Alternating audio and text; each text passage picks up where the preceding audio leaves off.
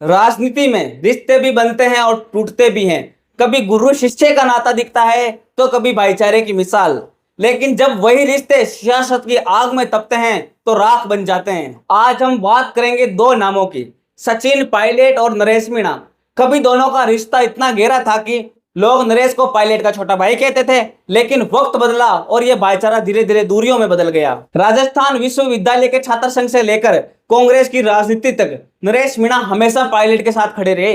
2018 का चुनाव याद कीजिए, जब कांग्रेस महज 22 सीटों से उछलकर 100 सीटों तक पहुंच गई। पायलट की मेहनत के साथ साथ उनके साये की तरह नरेश भी हर मोर्चे पर मौजूद थे। नरेश ने सार्वजनिक मंचों से कई बार कहा है, पायलट मेरा बड़ा भाई है, मैं उनके लिए जान भी दे दूंगा। लोग मानने लगे कि पायलट और नरेश का रिश्ता सिर्फ राजनीति नहीं बल्कि खून से भी गहरा है।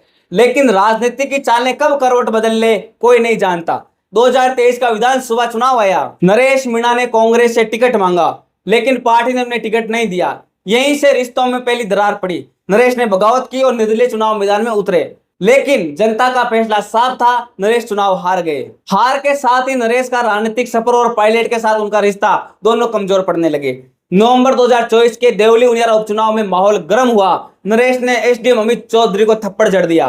पूरा मामला मीडिया में छा गया। इसके बाद उन पर दो बड़े केस दर्ज हुए, एसडीएम से मारपीट का केस, समरावता गांव में हिंसा और आगजनी का केस। गाड़ियां जली, पथराव हुआ और कुल 61 लोगों के खिलाफ केस दर्ज हुआ। नरेश को गिरफ्तार कर जेल भेज दिया गया। यहीं से शुरू हुआ नरेश का असली संघर्ष। करीब 8 महीने जेल की सलाखों के पीछे, पार्टी से दूरी, राजनीति से किनारा और समाज में बदनामी, ये तीनों बोझ एक साथ उनके कंधे पर आ गए। लेकिन उन्होंने हार नहीं मानी। जेल के भीतर भी समर्थकों से जुड़े रहे। उनके परिवार और साथियों ने लगातार संघर्ष किया। 30 मई 2025 को राजस्थान हाईकोर्ट ने नरेश को थप्पड़कांड में जमानत दी, लेकिन वे जेल से बाहर नहीं आए क्योंकि हिंसा और आगजनी का केस बाकी था। आखिरकार 11 जुलाई 2025 को हाईकोर्ट ने उस केस में भी जमानत दे दी। लगभग 8 महीने बाद जुलाई 2025 के दूसरे हफ्ते में नरेश मीणा जेल से बाहर निकले। जेल से बाहर आते ही समर्थकों ने उनका हीरो जैसे स्वागत किया। कभी नरेश और पायलट की दोस्ती इतनी गहरी थी कि दोनों एक दूसरे के बिना अधूरे लगते थे, लेकिन जब सियासत के खेल शुरू हुए तो वही रिश्ता दरक हो गया। आज नरेश स्वतंत्र है, लेकिन उनके सामने सवाल हैं, क्या वे फिर राजनीति में पांव जमा पाएंगे?